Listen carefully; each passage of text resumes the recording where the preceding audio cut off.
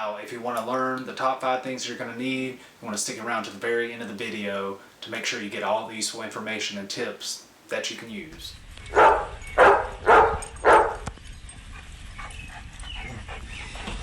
So what's going on today, guys? So welcome back to Bella and Brawley TV, and today we're going to be going over the top 5 things that you're going to need when preparing your dog's raw food diet.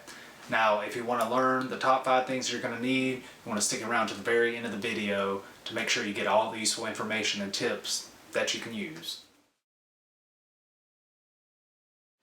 Alrighty guys, so number 5 is going to be storage containers. So storage containers, I went through a few different kinds of these, from Tupperware to plastic bags, and with this you really need to find something that you're going to be able to separate the dog's food into easily, and something that's not going to break and something that's going to last you for a long time. So like I said, I went from Tupperware to plastic bags, and honestly right now plastic freezer bags seem to be the best.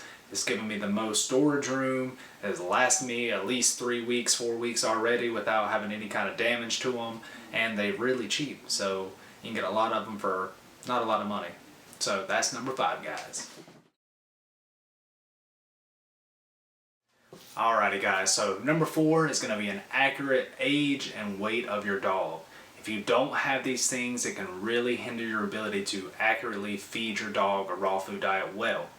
Now, common sense would tell you that the bigger dog is going to need more food, where in reality, that's not always the case. Now, for example, my 7-month-old puppy, she's 55 pounds right now, and she's supposed to be getting anywhere from 6 to 8% of her body weight total a day in food.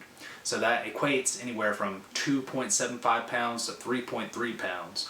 Whereas my 17-month-old, he only needs 1 to 2% of his body weight a day. So that only equates out to about 1 to 1.25 pounds. So if you don't accurately know a good age and weight of your dog, I would hold off, because if you don't know that, you can drastically overfeed or drastically underfeed your dog. And with a raw food diet, if you drastically underfeed them, especially puppies, or overfeed them, you can have really bad growth problems, because the calcium in the food, they're either getting not enough of or getting more than they need. Alrighty guys, so for number 3 is going to be an area where you can safely clean and prep your dog's food. Now, handling raw meat, you're usually going to deal with cross-contamination a lot, and being humans, we want to keep our area clean so we don't get sick, and we definitely don't want our furry friends to get sick either. So if you don't have an area that you can clean well and properly disinfect, then maybe prepping a raw food dog diet is not for you, because you're going to run the risk of infecting your dog and yourself if you're not able to clean and properly sanitize the area you're working in.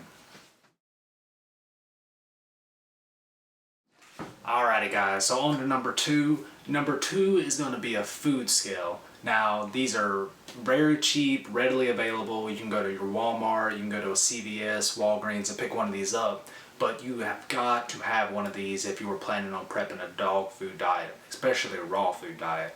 If you don't know how much you're feeding your dog, like I said before, you could either be drastically underfeeding or overfeeding your dog.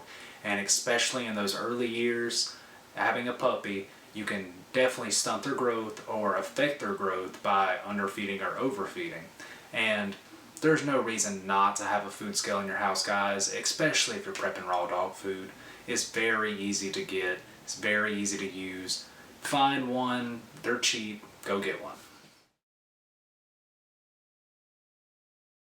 Alright guys, and on to the big number 1. Number 1 is going to be a freezer to store your food in. If you don't have an area or a separate freezer where you can store your food at, you're going to be really hindered on the amount of food that you can make for your dog at any one point in time.